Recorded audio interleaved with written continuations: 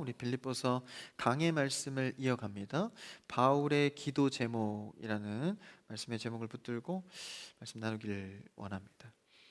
어제 빌립보 교회는 이제 수많은 외부적 갈등과 내부적 갈등을 겪으면서 이 사도 바울이 교회 위기 속에서 자신의 마음을 조금 더 이렇게 직접적으로 전하고 있습니다. 근데 오늘 본문은 이 사도 바울의 기도의 제목을 담고 있습니다. 이 사도 바울의 기도의 제목이 우리의 기도 제목, 그리고 또 우리에게 권면하는 메시지가 됩니다. 지난 시간 빌립보 교회가 직면한 내적인 위기, 분열의 문제에 대해서 잠깐 나누었는데, 그 중에서도 이제 유오디아와 순두계 여성 지도자들인데, 이 빌립보 안에 있는 여성 지도자들 간의 이 주도권 싸움이 있었습니다. 이 둘은 일찍이 바울 측근에서 이렇게 사역을 하던 자들인데, 이들로 인해서 그리스도의 몸된 교회가 이제 분열의 아픔을 좀 겪게 됩니다. 그리고 외부적으로는 거짓 교사들의 복음을 흐리는 이 가르침으로 이제 교회가 어려움을 겪게 되고 있는 거죠. 그래서 로마 감옥에 지금 현재 갇혀 있는 사도 바울이 이 소식을 듣고 간절한 마음으로 빌립보 성도들을 위해서 쓴 편지글입니다. 오늘 본문의 9절에서 11절까지는 바울이 이런 그들을 위해서 무엇을 기도했는지 이 세 가지 핵심 내용을 담고 있습니다. 이것이 우리의 신앙의 동력이자 우리의 기도 제목으로 품어지기를 바랍니다. 먼저 이 기도 제목을 살피기 전에 하나님께서 우리를 구원하시고 이 자리에 부르신 이유와 목적이 무엇일까? 굉장히 원론적인 이야기인데, 하나님께서는 우리를 예배자로 찬양하고 거룩한 삶을 살라고 부르셨습니다. 그것을 에베소서 2장 10절에서 이렇게 말하고 있거든요. 한번 읽어볼까요? 앞에 띄워주시면. 네, 있습니다. 시작. 우리는 그가 만드신 바라 그리스도 예수 안에서 선한 일을 위하여 지으심을 받은 자니 이 일은 하나님이 전에 예비하사 우리로 그 가운데서 행하게 하려 하심이니라. 그리스도 예수 안에서 선한 일을 위해서 우리가 지음을 받았다라는 거예요. 여기서 선한 일을 위한다는 것은 이제 하나님께서 우리가 신앙인으로서 어떻게 살아갈 것인가, 그러니까 사도 바울이 원하는 이 예수 안에서 선한 일이 무엇인가, 이 기도 제목에 오늘 담겨 있습니다. 주님을 안에서, 우리가 그리스도 안에서 선한 일을 위해서 지음을 받았다. 바울이 빌립보 교회와 오늘날 우리 공동체에 요구하는 세 가지 기도 제목이 바로 이 선한 일이 됩니다. 한번 그 말씀을 본문으로 돌아와서 한번 같이 읽어볼까요? 1장 9절입니다. 같이요, 시작. 내가 기도하노라 너희 사랑을 지식과 모든 총명으로 점점 더 풍성하게 하사. 내가 기도하노라 하면서 기도 제목을 나열하고 있죠. 먼저 첫 번째 기도 제목은 사랑입니다. 사랑의 풍성함, 너희 사랑을 뭐뭐뭐에서 더욱 풍성하게 한다. 그러니까 이 첫 번째 기도가 너희들이 사랑의 풍성함이 있기를 원한다. 그런데 그 사랑의 내용이 있죠. 그냥 추상적인 사랑이 아니라 지식과 관련된 사랑, 그리고 총명과 관련된 사랑, 세 번째 하나가 더 있는데 10절에 너희로 지극히 선한 것을 분별하며, 분별이 있는 사랑, 이렇게 사랑의 풍성함을, 그 내용을 세 가지를 담아서 기도하고 있습니다. 그러니까 첫 번째 기도는 이제 사랑의 풍성함에 대해서 1-1로는 지식, 2로는 총명, 1-3으로는 분별의 사랑을 말하고 있습니다. 빌립보 성도들에게 사랑이 점점 풍성해지기를 원한다는 것은 이제 막연하게 그냥 맹목적인 감정의 사랑을 얘기하는 것이 아니라 이 세 가지 수식을 통해서 이 사랑의 질적인 풍성함을 누리기를 원하는 것이죠. 첫 번째입니다. 첫 번째는 지식이 있는 사랑입니다. 에피그노시스라는 단어인데, 이 지식의 사랑은 하나님의 말씀의 지식을 근거로 한 사랑입니다. 이게 매우 중요한데, 그러니까 우리가 사랑을 논할 때 이게 맹목적으로 그냥 자기 기준대로 사랑하는 것이 아니라 방향과 원리가 하나님의 말씀을 근거로 한 사랑이 되어야 한다라는 것이죠. 자기 의에 빠진 열심은 오히려 그리스도를 대적하는 사랑이 될 수 있습니다. 그러니까 우리는 진리를 성경의 말씀으로 믿잖아요. 그러니까 이 말씀, 진리에 근거한 사랑을 해야 한다라는 것이죠. 바울은 하나님의 말씀을 기초 위에 세워진 올바른 지식을 따르는 사랑을 기도했습니다. 사랑하는 예배자 여러분, 저는 권면드립니다. 하나님 안에서 올바른 지식을 따르는 사랑을 하시기를 축복합니다. 말씀 안에서의 올바른 사랑이 되어야 한다는 것이죠. 사랑도 이제 강압적인 사랑이 있습니다.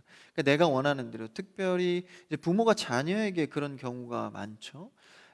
이제 본인의 어떤 트라우마나 본인이 경험한 것, 여러분 한 사람이 한 인생 속에서 경험한 것이 뭐 얼마나 그렇게 많은 경험을 할 수 있겠습니까? 사실 한 사람의 어떤 생각이나 의견이 뭐 고착화되는 것은 매우 이제 우리 안에서 많이 일어나는 일들이죠. 근데 그 생각을 자녀에게 그대로 주입시켜서 이게 맞다 라고 강압적으로 하는 것은 부모가 아무리 사랑이라고 주장한다 할지라도 자녀의 입장에서는 올바른 사랑이 아닐 수 있는 것이죠. 그래서 하나님 안에서의 지식이 있는 사랑, 말씀을 근거로 한 사랑이 되어야 한다라는 것이죠. 그래서 사랑도 올바로 배워야 합니다. 받아본 자가 사랑도 한다 그러죠. 하나님의 말씀의 사랑, 주의 사랑을 받아서 할 수 있어야 한다는 것입니다. 로마서 10장 2절에서 3절은 이 지식 있는 사랑에 대해서 이렇게 표현합니다. 한번 읽어볼까요? 로마서 말씀입니다. 앞에 있습니다. 시작. 내가 증언하노니 그들이 하나님께 열심히 있으나 올바른 지식을 따른 것이 아니니라. 하나님의 의를 모르고 자기 의를 세우려고 힘써 하나님의 의에 복종하지 아니하였느니라. 하나님의 의를, 말씀을 모르고 자기 생각만 내세우려 했던 것들이 제대로 된 사랑이 아니다라는 거예요. 진짜 하나님 입장에서 무엇이 선한지를 고려하여서 하는 사랑. 여러분, 하나님의 질서는 우리가 생각하는 감흥보다 훨씬 더 단호합니다. 단호할 때가 있는 것이죠. 그런 하나님 입장에서 무엇이 선할까를 고심해서 필터링해서 사랑을 해야 된다라는 거예요. 단순한 나의 감정이나 나의 의를 세우는 것은 잘못된 열심이 될 수 있다는 것이죠. 거기다가 하나님에 대한 신앙이 결부되어서 하나님께 어떤 열심을 있는데 올바른 지식을 따른 게 아니다라고 이 로마서에서 사도 바울이 이야기하고 있죠.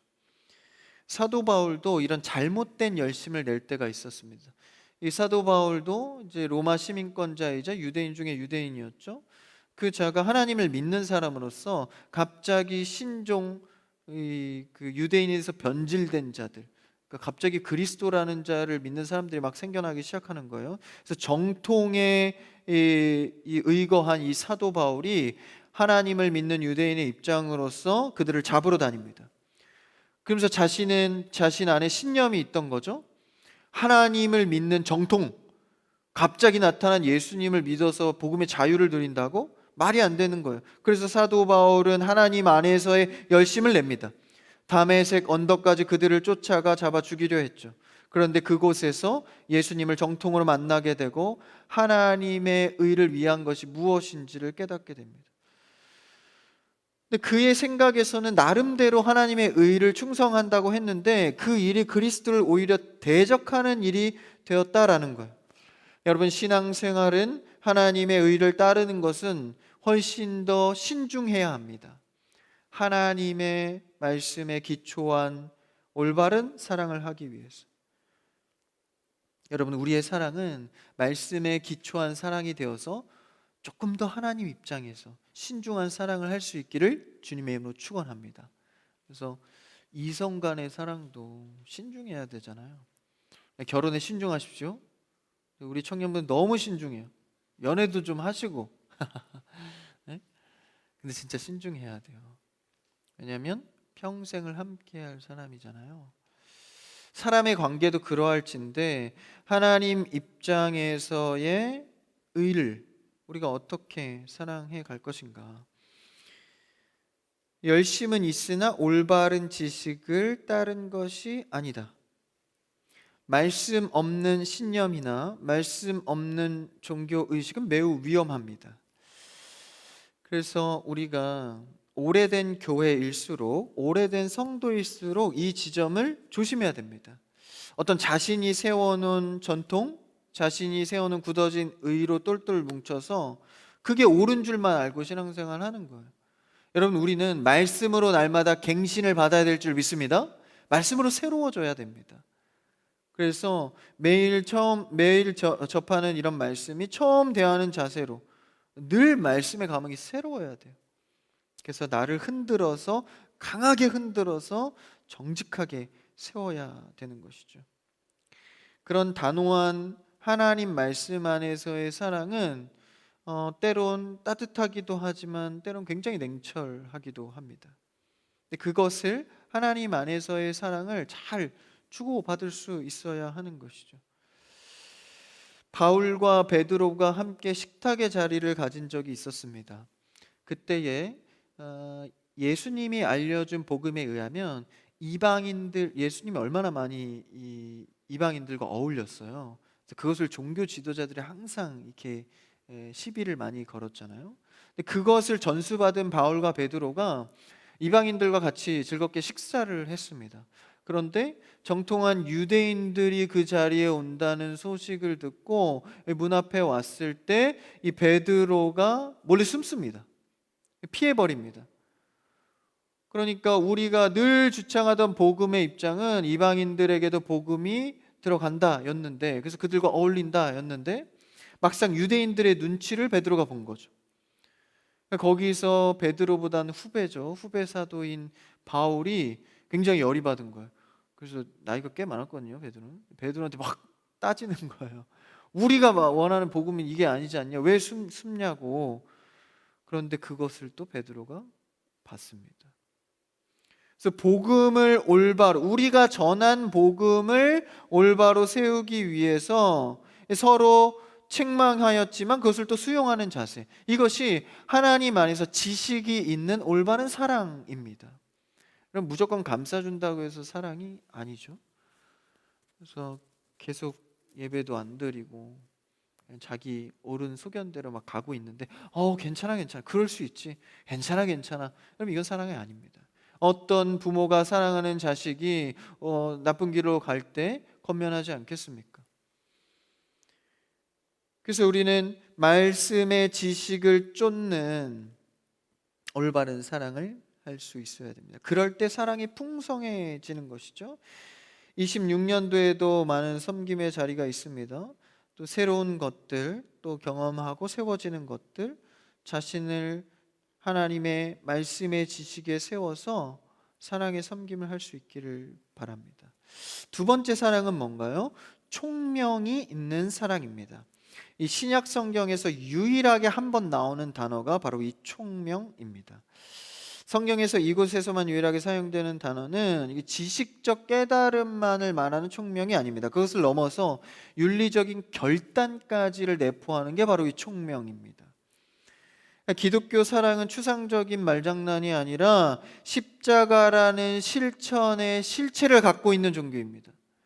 말씀이 육신이 되어 이 땅 가운데 거하심에 십자가를 지신 예수님, 그 실체를 가진 사건이기 때문에 우리의 사랑도 총명의 사랑, 그러니까 지식의 깨달은 바를 윤리적 결단과 실천으로 그대로 이행하는 총명이 있어야 한다는 것이죠. 바울은 빌립보 성도들이 삶의 결단으로 이어지는 실체적인 사랑을 하기를 원했습니다. 여러분, 우리는 사랑을 할 때 정말 실천의 사랑을 할 수 있기를 바랍니다. 그것이 사도 바울의 기도 제목에 녹여냈던 실천적 총명의 사랑입니다. 10절에서 보시면 세 번째 사랑은 뭔가요? 너희로 지극히 선한 것을 분별하는 사랑입니다. 여기서 분별하다는 것은 마치 위조 지폐를 감별하는 이런 분별을 말합니다. 명확히 감별해내는 것이죠. 이 왜 분별의 사랑이 필요하냐면 하나님 앞에서 드릴 것이기 때문에 흠이 없는 제물을 골라 드리듯이 이 분별이 필요하다는 거예요. 우리의 삶에서 분별의 영역이 얼마나 많습니까? 그래서 우리의 삶이 하나님께 영광 올려드리기 위해서는 이 분별이 늘 필요한 거예요. 사랑의 실천을 할 때는 이 분별이 필수입니다. 누군가를 비난하기 위함이 아니라 하나님께 가장 귀한 것을 드리기 위해서 걸러내야 한다라는 것이죠. 무엇이 참된 것인지 무엇이 거짓된 것인지 구별해내는 능력입니다. 이 분별이 있는 사랑을 통해서요, 내가 하나님 앞에 정확하고 또 좋은 것을 드릴 수 있는 것이죠. 그래서 빌립보 교회를 위해서 사도 바울은 이 사랑의 풍성함을 위해 이 세 가지 수식을 통해서 이 성도들이 사랑의 성장을 하기 원했던 것이죠. 정리해 보면 첫 번째는 지식이 있는 사랑, 무질서가 아니라 말씀의 기준으로 사랑하는 것. 그리고 총명의 사랑, 윤리적 결단과 실천과 실체가 있는 사랑. 그리고 세 번째는 분별이 있는 사랑으로서 내가 참된 것이 무엇인지를 하나님 앞에 귀한 것으로 드리기 위해 분별하는 사랑을 해야 한다. 이것이 사도 바울이 첫 번째로 그들에게 원했던, 근본적으로는 하나님께서 우리를 부르심으로 어떤 선한 일을 해야 되는지에 대한 기도 제목입니다. 이 두 번째 기도는 이 10절에 들어 있는데요. 한번 10절 본문 말씀을 한번 읽어 볼까요? 시작. 지극히 선한 것을 분별하며 또 진실하여 허물 없이 그리스도의 날까지 이르고. 두 번째 사도 바울의 기도 제목은 진실하여 허물 없는 삶을 살아야 한다라는 기도 제목을 담고 있습니다. 성도들이 진실하여 허물이 없이 그리스도의 날까지 이르는 것. 여기서 진실이란 단어는 그 어원을 들어가 보면 이 도자기를 빛에 비추어서 검증한다라는 의미를 갖습니다. 그러니까 겉으로는 멀쩡해 보여도 이 빛을 가져다 대면 미세한 실금까지도 다 드러난다라는 거예요. 여러분, 물건을 자세히 보기 위해서는요, 이 햇빛에 비춰보면 정확합니다. 이 형광등 불빛보다요 햇빛이 훨씬 정확하거든요. 그래서 대낮에 햇빛을 쫙 비춰보면 그 물건의 실태를 잘 알 수가 있습니다. 마찬가지로 이 진실이란 단어가 우리의 인생에도 하나님이 빛이 비추어져서 드러난다라는 거예요. 드러나져야 한다라는 것이죠. 여러분, 말씀에 의해서 하나님의 찬 빛으로 여러분 삶을 비춰내시기를 축복합니다. 그게 진실이다라는 거예요. 허물 없는 삶, 하나님 앞에 위장하지 않고 정직함을 드러내는 것이죠. 우리는 하나님의 은혜와 또 하나님의 덮어주신 은혜 때문에 살아갑니다. 그러니까 하나님 앞에 허물 없이 정직하게 나와야 하는 거예요. 하나님께 은혜 받는 첫 걸음은 주님 앞에 진실하게 나아가는 걸음입니다. 여러분, 하나님 앞에 얼마나 정직하십니까? 여러분의 것을 얼마나 내어 드립니까? 우리는 하나님 앞에 진실한 태도로, 그래서 사도 바울이 이 진실하여 허물 없이 주 앞에 나아가기를 원하는 것이죠. 나의 부족함을 그대로. 여러분들이 이 부족한 마음을 하나님 앞에 그대로 나아가는 습관을 가져야 됩니다. 자꾸 뭔가 좀 덧대서 내가 괜찮은 사람인 것처럼 어느 정도 명분을 내세우는 것은 하나님이 원하는 이 모습이 아닙니다. 진실하게 주 앞에 그대로 나아가는 것. 십자가에서 우리의 모든 죄를 지불하신 그분의 사랑과 공의 앞에 우린 자신을 속이지 않고 정결하게 나아가야 됩니다.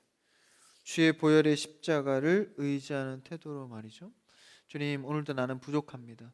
그 십자가의 은혜와 능력이 필요합니다. 주 앞에 나아가오니 나의 진실한 마음을 받아주옵소서. 이런 기도의 마음으로 나아가는 것이죠. 그 다음 세 번째 기도 제목이 11절에 있습니다. 한번 11절 읽어볼까요? 시작. 예수 그리스도로 말미암아 의의 열매가 가득하여 하나님의 영광과 찬송이 되기를 원하노라. 사도 바울의 마지막 기도 제목은 의의 열매를 거두길 원한다. 결과치를 좀 보기를 원한다는 거예요. 그래서 그 의의 열매로 하나님께 영광과 찬송이 되기를 원한다. 여기서 중요한 것은 열매 자체가 아니라 11절에 보시면 예수 그리스도로 말미암아입니다.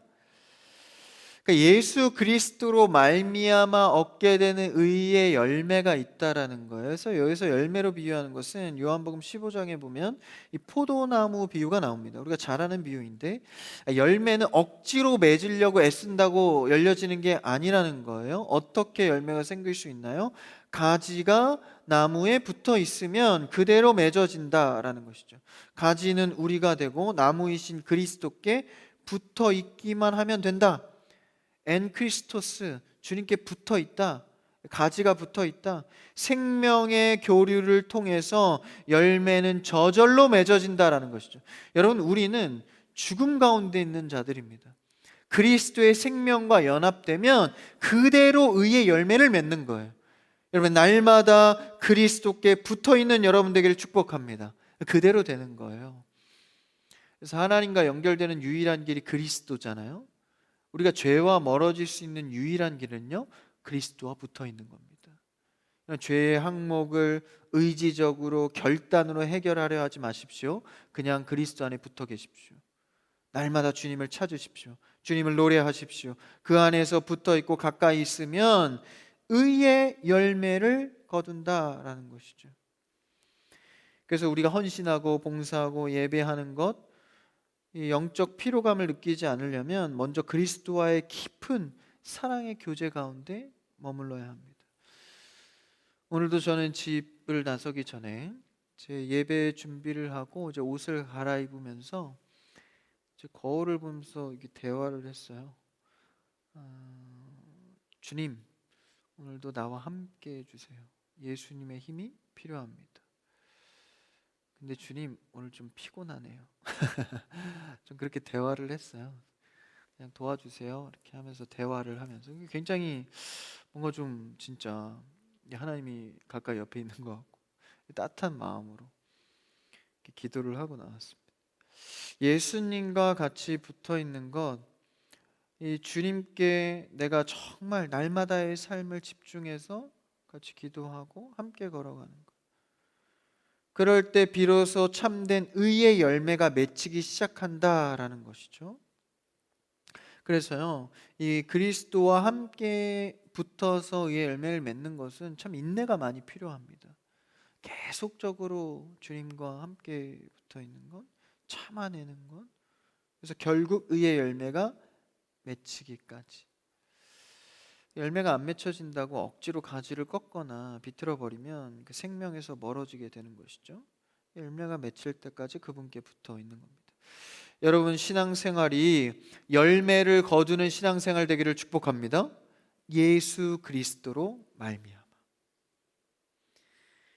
그다음에 이런 기도 제목을 사도 바울이 빌립보 성도들을 향해서 기도를 하고 이를 토대로 한 가지 이야기를 하는데 한번 12절을 읽어볼까요? 12절 시작. 형제들아, 내가 당한 일이 도리어 복음 전파의 진전이 된 줄을 너희가 알기를 원하노라. 이 기도 제목을 통하여서 자신의 사정을 하나 예로 듭니다.